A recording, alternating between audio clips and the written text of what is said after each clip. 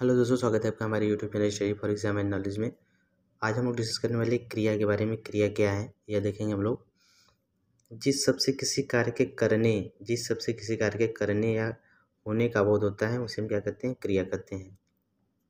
जिस शब्द से किसी कार्य के करने या होने का बोध होता है उसे हम क्रिया कहते हैं। जैसे वर्षा होगी, वर्षा क्या होगी? वर्षा होगी। सुजाता नाच रही है, पुस्तक मेज पर रखी है।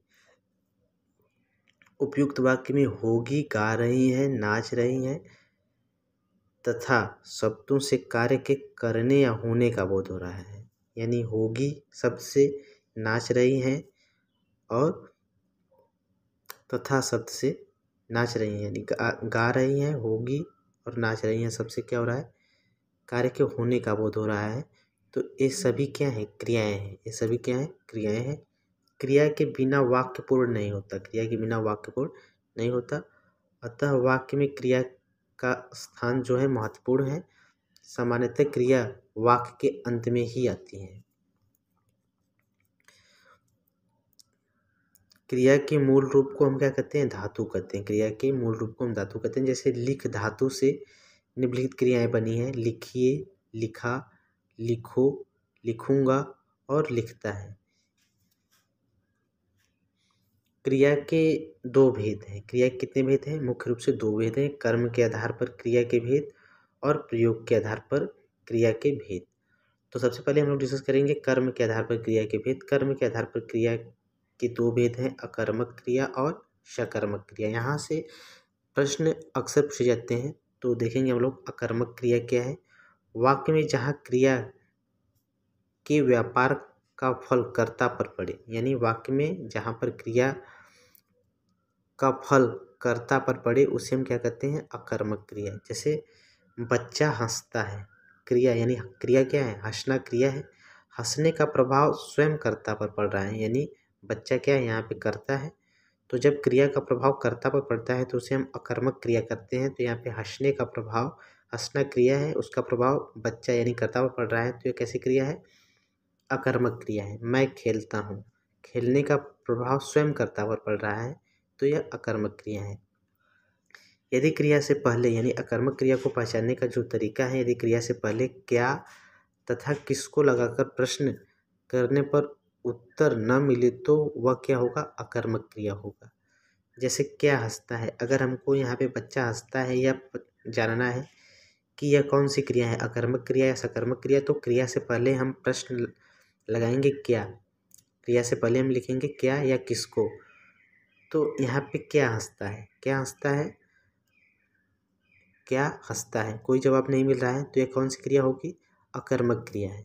उत्तर नहीं मिला, क्या हंसता है नहीं पता, क्या खेलता है, उत्तर नहीं मिला, तो यह कैसी क्रिया है? अकर्मक क्रिया है। कैसी क्रिया है? अकर्मक क्रिया है।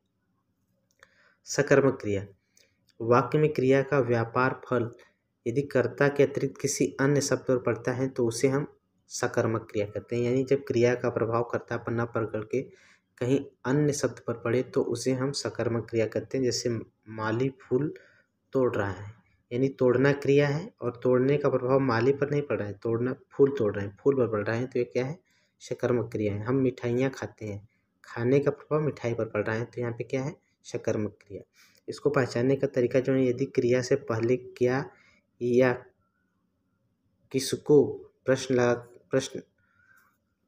लगाकर किया जाए तो उत्तर मिले तो यह क्या होगा? सकर्मक क्रिया।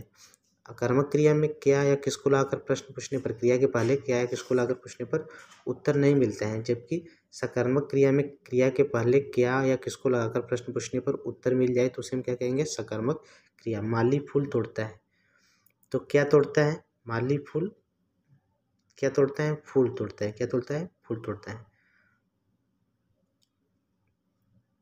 हम क्या खाते हैं? हम क्या खाते हैं? तो क्या खाते हैं? मिठाइयाँ खाते हैं। तो यहाँ पे क्या खाते हैं यह भी हो सकता है।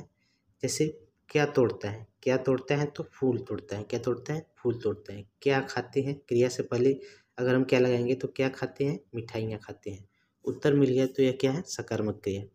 सकर्मक क्रिया के भेद, सकर्मक क्रिया के भी दो भेद होते हैं, एक कर्मक क्रिया और द्विकर्मक क्रिया। वाक्य में जब एक ही कर्म का प्रयोग हो तो उसे हम एक कर्मक क्रिया कहते हैं। वाक्य में जब एक ही कर्म का प्रयोग हो तो उसे हम क्या कहते हैं? एक कर्मक क्रिया। जैसे मम्मी खाना बनाती है, मम्मी खाना बनाती है, मोना दूध पीती है, मोना क्या करती है? दूध पीती है। द्विकर्मक क्रिया। वाक्य में जब दो कर्मों का प्रयोग हो तो वहाँ पे द्विकर्मक क्रिया होता है। जैसे अध्यापिका ने छात्रों को पाठ पढ़ाया, अध्यापकों ने छात्रों को पाठ पढ़ाया और दादी ने बच्चों को कहानियाँ सुनाई। यहाँ पे अगर हम क्या लाकर प्रश्न करेंगे, यानी एक कर्मक क्रिया में अगर हम क्या या किसको लाकर प्रश्न करेंगे तो हमें एक उत्तर प्राप्त होगा। क्या होगा? एक उत्तर प्राप्त होगा। जैसे क्या बनाती है? खाना बनाती है। क्या बनाती है? खाना बनाती है। क्या पीती है? दूध पीती है। एक उत्तर मिला। अब द्विकर्मक क्रिया में हम क्या लाकर प्रश्न करेंगे तो क्या पढ़ाया? पाठ पढ़ाया। क्या पढ़ाया? पाठ पढ़ाया। दो उत्तर मिलेंगे तो वह क्या होगा? द्विकर्मक क्रिया होगा। क्या सुनाई? कहानी सुनाई। क्या सुनाई? कहानी सुनाई। द्वि उत्तर प्राप्त हुआ तो वह क्या होगा? द्विकर्मक क्रिया। वाक्य में दो क्रिया से किया था किसको लाकर प्रश्न करें तो एक उत्तर मिलने पर एक कर्मक क्रिया होगा और दो उत्तर मिलने पर वह क्या होगा? द्विकर्मक क्रिया होगी।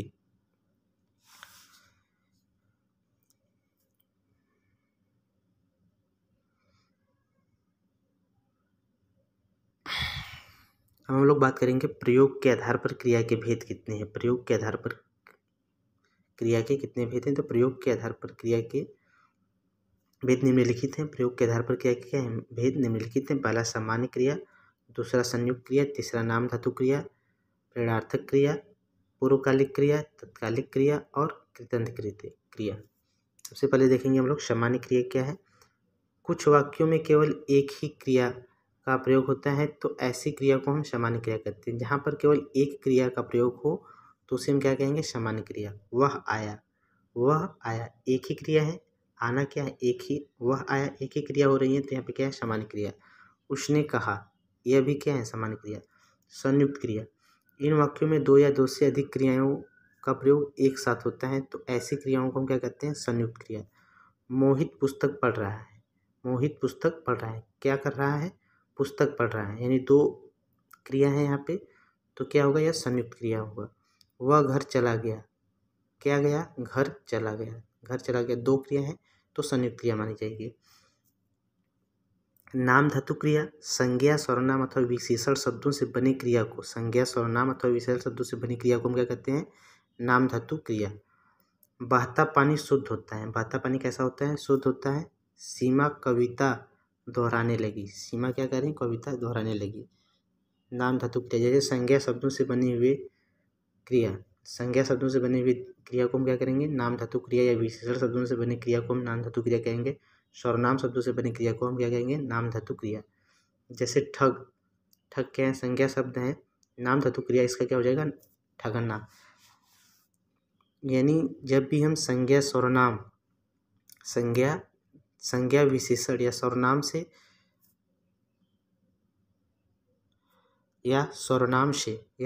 से हम नाम धातु क्रिया बनाएंगे तो जो शब्द होगा, शब्द के अंत में हम ना जोड़ देंगे। क्या जोड़ देंगे? ना जोड़ देंगे तो वह नाम धातु क्रिया बन जाएगा। जैसे ठग का क्या होगा? ठगना। लाज का क्या होगा? लजाना। दुख का क्या होगा? दुखाना। बात का क्या होगा? बतियाना। झूठ का झुठलाना। रंग का रंगाना। उसी से लंबा का लंबाना। दोहरा का दोहराना। अपना का यहाँ पे हो जाएगा जो एक दो अपवाद छोड़ करके अपनापन, यानी न लास्ट में रहेगा, आ की मात्रा नहीं लगेंगे। खटखट का क्या होगा? खटखटाना। भिन भिन का क्या होगा? भिन भिनाना। हिन हिन का क्या होगा? हिन हिनाना। इसी तरह से नाम धातु क्रिया का निर्माण होगा। प्रेरणार्थक क्रिया, जिस क्रिया से यह ज्ञात हो कि कर्ता स्वयं कार्य न करके किसी अन्य से उस कार्य को कराए तो ऐसी क्रिया को हम क्या कहते हैं? प्रेरणार्थक क्रिया कहते हैं। जैसे अध्यापिका ने चपरासी से घंटी बजवाई, अध्यापिका स्वयं कार्य न करके किसी और से करवा रही हैं, चपरासी से कार्य करवा रही हैं तो यह क्या होगा? प्रेरणार्थक क्रिया होगा। नेहा ने नौकर से चाय बनवाई, नेहा ने नौकर से चाय बनवाई तो कौन सी क्रिया होगी? प्रेरणार्थक क्रिया। जिस क्रिया में कर्ता स्वयं न कार्य करके दूसरे से कार्य करवाए तो उसे हम क्या कहते हैं? प्रेरणार्थक क्रिया। पूर्वकालिक क्रिया, जब वाक्य में एक क्रिया के समाप्त होने के बाद दूसरी क्रिया होती है तो समाप्त हुई क्रिया को हम पूर्वकालिक क्रिया कहते हैं। जब वाक्य में एक क्रिया के समाप्त होने के बाद दूसरी क्रिया होती है तो समाप्त होती हुई क्रिया को हम क्या कहते हैं? पूर्वकालिक क्रिया। जैसे तुषार ने खाना खाकर स्कूल चला गया। तुषार खाना खाकर स्कूल चला गया। तो क्रिया के समाप्त होने के बाद दूसरी क्रिया हो तो समाप्त होती हुई क्रिया को हम क्या कहते हैं? पूर्वकालिक क्रिया। तो तुषार ने खाना खाकर, यह समाप्त होती हुई क्रिया है। खाना खाकर क्या है? समाप्त होती हुई क्रिया। तो खाकर शब्द यह यहाँ पे क्या होगा? पूर्वकालिक क्रिया होगा। किसान खेत जोतकर सो गया। तो जोतकर क्या है? यह पूर्वकालिक क्रिया। इसी तरह से तत्कालिक क्रिया क्या है? जब पहली क्रिया के तुरंत बाद मुख्य क्रिया होती है तो पहली क्रिया को हम क्या कहते हैं? तत्कालिक क्रिया कहते हैं। जैसे कि बालक लेटते ही क्या हो गया? सो गया। तो लेटते ही सो गया। तो लेटते ही शब्द क्या है? यहाँ पे तत्कालिक क्रिया है। स्टेशन पर जाते ही रेलगाड़ी छूट गई। तो जाते ही क्या है? यह तत्कालिक क्रिया है। अब इसके बाद बात करेंगे हम लोग कृतंत क्रिया। जो क्रियाएं क्रिया शब्दों के अंत में प्रत्यय लगाकर बनती हैं, यानी जो क्रियाएं क्रिया शब्द के अंत में प्रत्यय लगाकर बनती हैं तो उसे हम क्या कहते हैं? कृतंत क्रिया। जैसे यह 3 भागों में डिवाइड किया गया है: वर्तमानकालिक कृतंत क्रिया, भूतकालिक कृतंत क्रिया और पूर्वकालिक कृतंत क्रिया। वर्तमानकालिक कृतंत क्रिया जैसे पढ़ के साथ जब हम आना प्रत्यय जोड़ते हैं तो यह क्या हो जाएगा? पढ़ाना। पढ़ के साथ जब हम ना प्रत्यय जोड़ देंगे, पढ़ में जब हम ना प्रत्यय जोड़ देंगे तो क्या हो जाएगा? पढ़ना। उसी के साथ दौड़ में जब हम ना प्रत्यय जोड़ देंगे तो क्या हो जाएगा? दौड़ना। तो यह क्या होगा? कृतंत क्रिया होगी। यह क्या होगी? कृतंत क्रिया। उसी तरह से पढ़ के साथ जब हम आ जोड़ देंगे तो ये क्या होगा? पढ़ा। दौड़ के साथ आ जोड़ देंगे तो यह होगा? दौड़ा। तो यह भूतकालिक कृतंत क्रिया होगी। यह क्या होगी? भूतकालिक कृतंत क्रिया। उसी तरह से पूर्वकालिक कृतंत क्रिया, जब पढ़ के साथ हम कर जोड़ेंगे देंगे तो यह पूर्वकालिक कृतंत क्रिया होगी, यानी पढ़कर, दौड़कर और चलकर। ये क्या होगी? पूर्वकालिक कृतंत क्रिया।